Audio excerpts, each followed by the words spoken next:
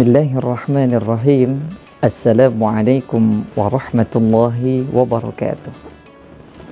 Alhamdulillah, wassalatu wassalamu ala rasulillah. Asyhadu an la ilaha illallah wa asyhadu anna muhammadar rasulullah. Allahumma salli wa sallim ala sayyidina Muhammadin wa ala alihi wa sahbihi ajma'in. Ma'asyiral muslimin rahimakumullah. Bagi kita kaum muslimin, tentu sudah tidak asing dengan istilah rukun Islam, di mana Rasulullah SAW telah menyampaikan 14 abad yang lalu bahwasanya agama Islam itu dibangun atas 5 pilar, sehingga ada 5 pilar yang menjadi penopang keutuhan dan kekuatan agama Islam, yang kemudian kita kenal dengan rukun Islam, dengan hadis buniyal islamu ala khamsin. Ma'asyiral muslimin rahimakumullah, satu dari 5 pilar yang ada dalam rukun Islam, kita akan coba sedikit mengupasnya, yakni yang berkaitan dengan zakat. Masyaallah muslimin rahimakumullah, di bulan Ramadan ini ada satu kewajiban selain kewajiban berpuasa kepada Allah Subhanahu wa taala yang juga merupakan rukun Islam. Ada pula kewajiban untuk menunaikan zakat fitrah. Dan sebenarnya dalam fiqh zakah tidak hanya zakat fitrah yang menjadi kewajiban, tapi ada pula yang kita kenal kemudian dengan zakat mal atau zakat harta, dan itu ada banyak macamnya, dari mulai zakat emas, perak, lalu ada zakat peternakan, pertanian, dan juga ada zakat barang temuan, dan bahkan yang zakat kontemporer yang kita kenal dengan zakat investasi atau tabungan, zakat penghasilan, zakat perusahaan, ya, dan lain sebagainya. Apapun bentuk zakat, itu adalah merupakan sebuah kewajiban bagi kita kaum muslimin. Jadi manakala kita ingin menjadi umat Islam yang menegakkan nilai-nilai keislaman, maka wajib bagi kita untuk melaksanakan zakat. Dan ini adalah bentuk ketakwaan kita kepada Allah Subhanahu wa taala. Karena takwa adalah imtithalul awamir wajtinabun nawahi, menjalankan perintah-perintah Allah dan menjauhi larangan-larangannya.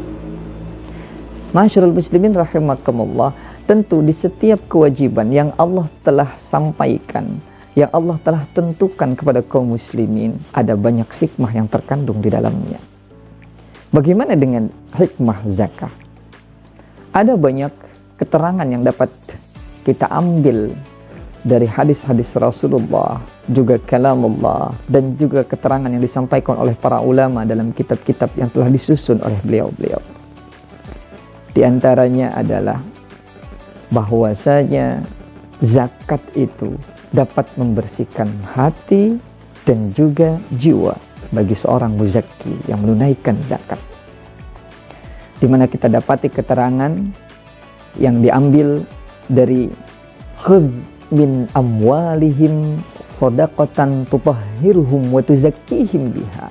Ini adalah perintah dari agama kita yang mulia untuk mengambil sebagian harta yang dimiliki oleh kaum muslimin, dalam hal ini adalah para muzakki tentunya. Dan sebagian harta ini tidak banyak, hanya ada yang bersifat 10%, ada yang 20%, ada yang hanya 2,5% bahkan, ya, tergantung jenis zakatnya. Dan sebagian harta yang diambil ini memiliki tujuan yang mulia, yakni apa? Membersihkan harta, ya, yang tutohiruhumnya, dimakna dari tutohiruhum, membersihkan harta dan juga membersihkan jiwa. Sehingga kalau harta kita itu bersih, maka kita akan dapati ada banyak kenikmatan di dalamnya. Contoh saja, misalkan kita makan nasi, ya. Lalu sebelum dimasak nasi tersebut, di beras itu ada campuran batu-batu kecil misalkan. Ketika kita nikmat, ya, memakan nasi, ada tercampur batu, maka akan terganggu kenikmatan kita dalam memakan nasi tersebut. Maka bisa diibaratkan seperti itu. Ketika dalam harta kita ada hak orang lain di situ dan belum tertunaikan, maka akan ada gangguan dalam menikmatinya.